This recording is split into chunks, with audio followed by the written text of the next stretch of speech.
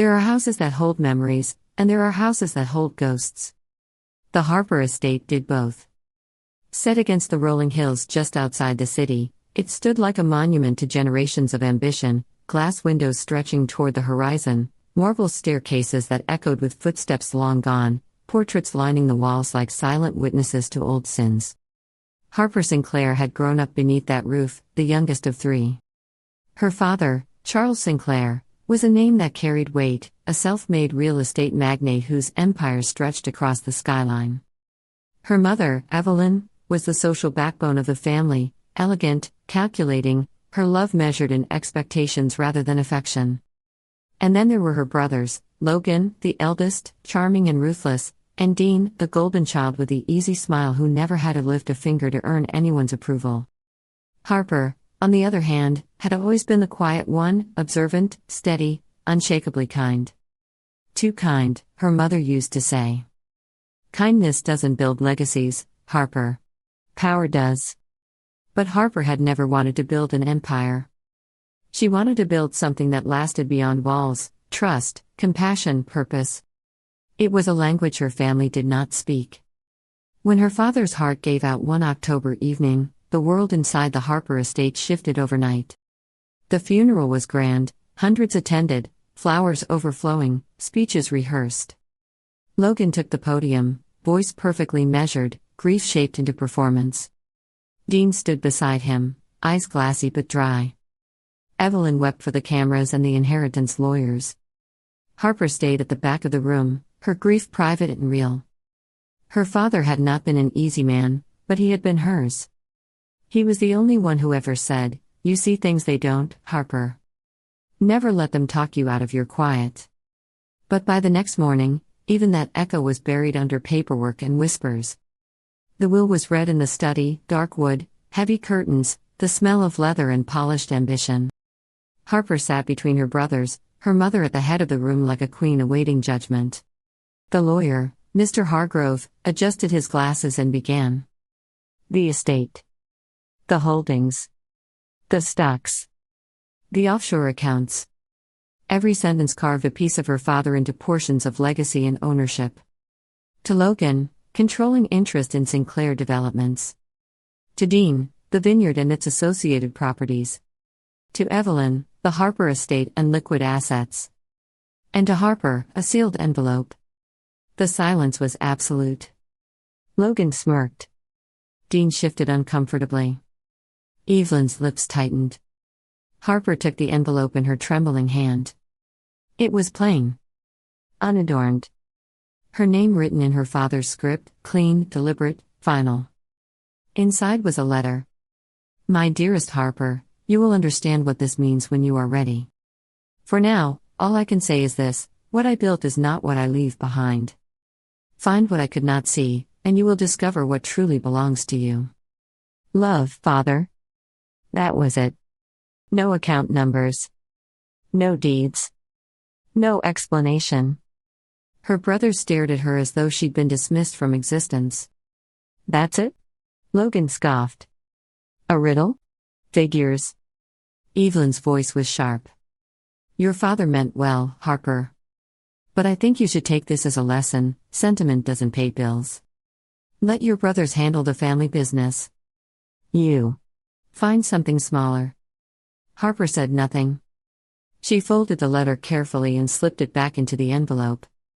And though her face remained composed, something ancient stirred quietly inside her, something her family had never noticed, because they had never looked close enough to see it.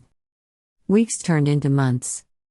Logan took control of the company, reshaping it in his image: flashy developments, risky deals, headlines filled with his name. Dean retreated to the vineyard, hosting endless galas, his charm masking incompetence. Evelyn continued her reign at the estate, orchestrating appearances, polishing the Sinclair name for the public eye. And Harper? She left. No fight. No farewell. No words. Just one quiet departure in the early dawn: a small suitcase, a faded car, and the letter that never left her pocket. She moved to the city, to a small apartment with peeling paint and thin walls. She took a job as a junior analyst at a property firm, the kind of place her brothers would have mocked. Every day, she worked, observed, listened. And every night, she read her father's letter again. Find what I could not see. It became her compass, her obsession. 3 years passed. The Sinclair empire, once mighty, began to crumble slowly, then all at once. Rumors spread of Logan's bad investments, of projects abandoned mid-construction, of lawsuits piling up like dust. Dean's vineyard fell into debt. Evelyn, ever proud, refused to sell the estate, even as it emptied itself of servants and grandeur. Harper watched from afar, quiet, unseen, patient. And then one day, by accident or fate, she found what her father had hidden. It began with an article in a small-town archive, an old piece about a housing development her father had once funded but never completed. Tucked in the corner was a name, a woman, now long deceased, and a trust her father had created in her name. A trust linked to dozens of properties spread across forgotten towns, each one held not under Sinclair Developments, but under a small subsidiary. A subsidiary registered under Harper's name. For years, the properties had been neglected, ignored, accumulating quiet value while the rest of the empire burned. Her father hadn't left her nothing. He had left her the foundation of something purer, something untainted by greed. She spent the next year rebuilding it. Quietly. Meticulously. She renamed the company Haven and Hearth. She restored the houses, one by one, turning them into community centers, housing projects, shelters for women and children. While her brother's empire collapsed in fire and scandal, Harper built something that could not be bought: loyalty, gratitude, and purpose. One night, sitting in her small office with the city lights flickering beyond the glass, her phone buzzed. It was Logan. "Harper. We need to talk." The voice that once dripped with arrogance now sounded frayed, desperate. "There's a problem," he said. "The board's voting me out. The company's, it's bad. Really bad. Dean's vineyard's gone. The estate, Mom's losing it. You have to help us." Harper stared at the city below, her reflection ghost-like in the glass. "Why me?" she asked softly. "Because you're the only one left," he said, almost pleading. "You always were the smart one. Dad knew it. I know it now." Her silence stretched like a blade. Finally, she said, "I'll think about it." That night, Harper drove back to the estate for the first time in years. It looked smaller somehow, hollow, dim, its glory faded. Evelyn was waiting on the steps, wrapped in a shawl, her posture still regal but her eyes weary. "You came back," she said quietly. "For now," Harper replied. Inside, the halls were cold. Dust had begun to gather on the furniture. Portraits hung crooked, the eyes of her ancestors dull beneath the fading light. "Your brothers need you," Evelyn said. "We all do." "No," Harper said. "You need saving. And you want me to do it." Her mother's expression flickered. "You think you're better than us now?" "No," Harper said calmly. "Just different." And for the first time, Evelyn's composure cracked. "You don't understand what it's like to build something from nothing," Harper interrupted her. "No, I understand perfectly. I just built something without destroying everyone around me." The silence that followed was heavy. Even the house seemed to hold its breath. That night, in the old study where her father's will had been read, Harper stood alone. She ran her fingers along the shelves, the desk, the old brass lamp, the same one her father used to burn late into the night. For years, she had thought she'd been left behind. Now she saw the truth: she'd been set free. And the empire that once cast her out was now returning to her, piece by broken piece, not because she demanded it, but because the world had finally recognized where the real power had always been. Not in the loud ones. Not in the ruthless ones. But in the quiet one who never stopped seeing the truth. Harper smiled faintly, the letter still tucked inside her coat pocket, worn, folded, sacred. "Find what I could not see," she whispered. "I have." The next morning, the sun rose weak and pale through the curtains of the estate, a reluctant light spilling across the marble floor. For the first time, Harper wasn't the forgotten daughter returning to old walls. She was something else now. The quiet storm her family had never seen coming. Logan and Dean arrived just after noon. Their cars, once symbols of success, now carried the smell of desperation. Their faces were pale, their eyes rimmed with exhaustion. Dean spoke first. "Harper, we're drowning." Logan's tone followed, rough and unsteady. "We've lost almost everything. The banks froze the accounts. Investors pulled out. The board's forcing me to resign. Mom won't let us sell the estate. It's all," he stopped, voice breaking. "It's all gone."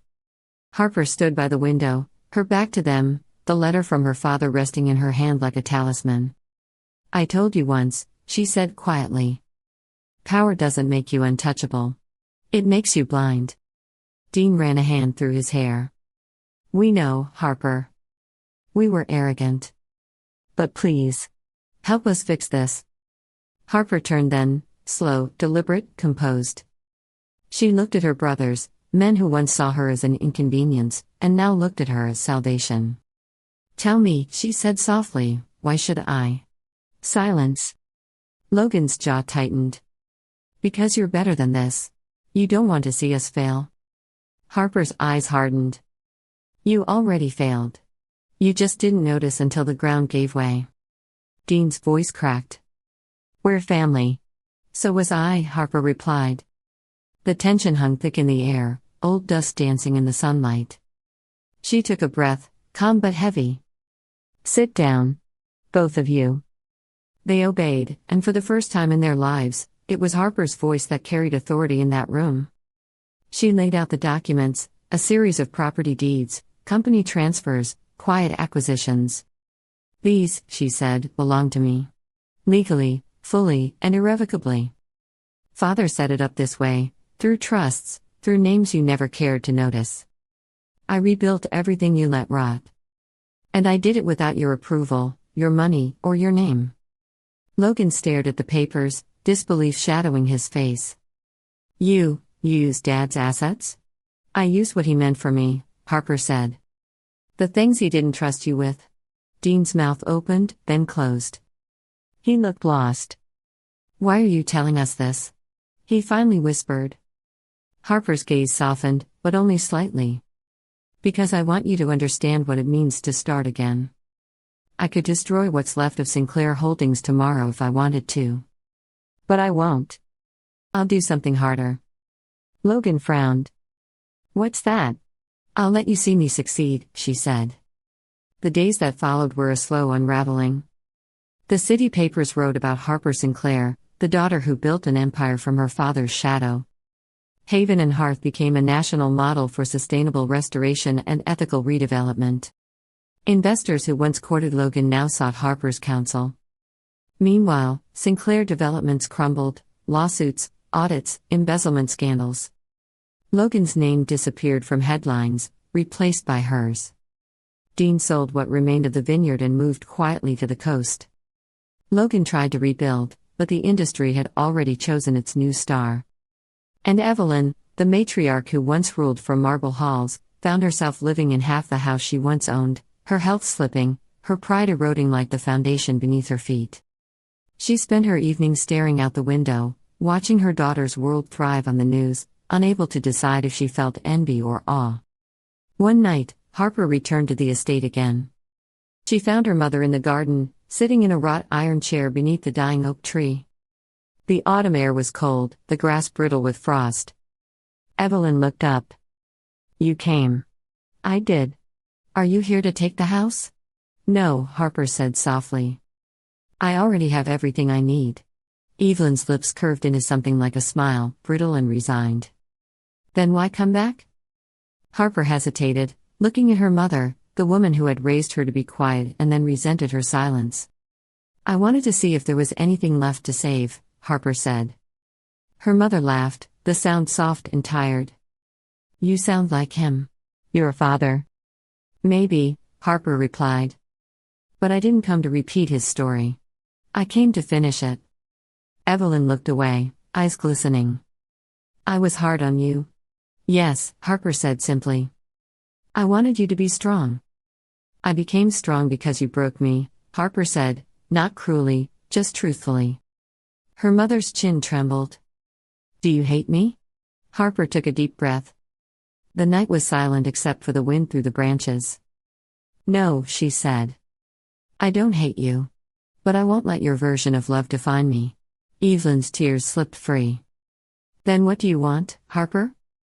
Harper looked out at the horizon, the old family crest glinting faintly on the gate beyond the trees. "I want peace," she said. "For both of us. For all of it to end." When Evelyn passed that winter, Harper arranged everything quietly, no press, no guests beyond the immediate family.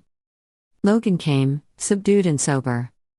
Dean arrived late, his suit wrinkled but his eyes honest for once.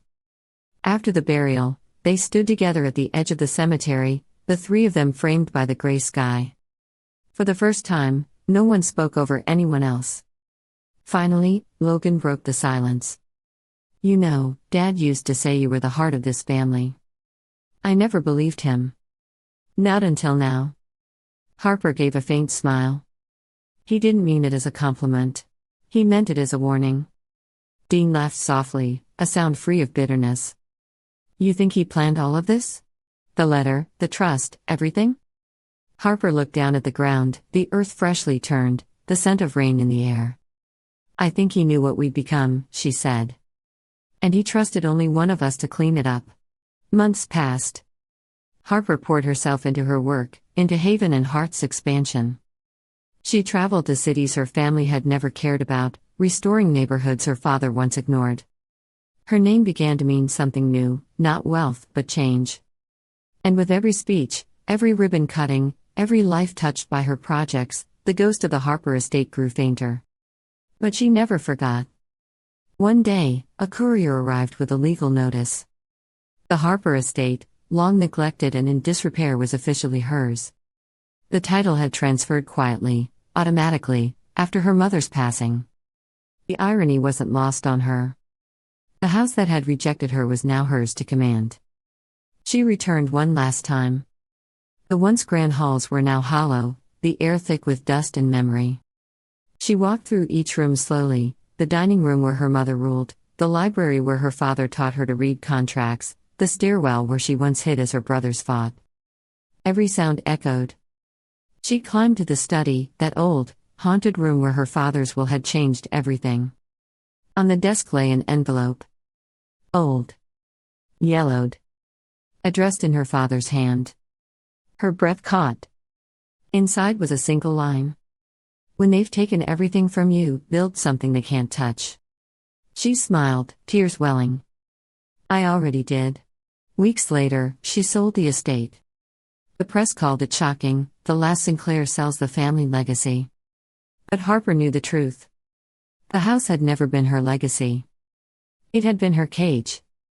With the proceeds, she founded a new branch of Haven and Hearth, a scholarship fund for women starting from nothing. She called it the House of Ashes. When reporters asked why, she said, "Because sometimes you have to burn down what's broken to find what's real." Years passed. Logan ran a small consulting firm, quiet and unremarkable. He visited her occasionally, always respectful, sometimes grateful. He found peace in simple things, teaching viticulture, raising a family far from the spotlight. And Harper, she remained a mystery to the world. Wealthy beyond imagination, yet known for her calm. Feared in business, yet loved in communities she rebuilt. She had become what her father never managed to be: powerful and good.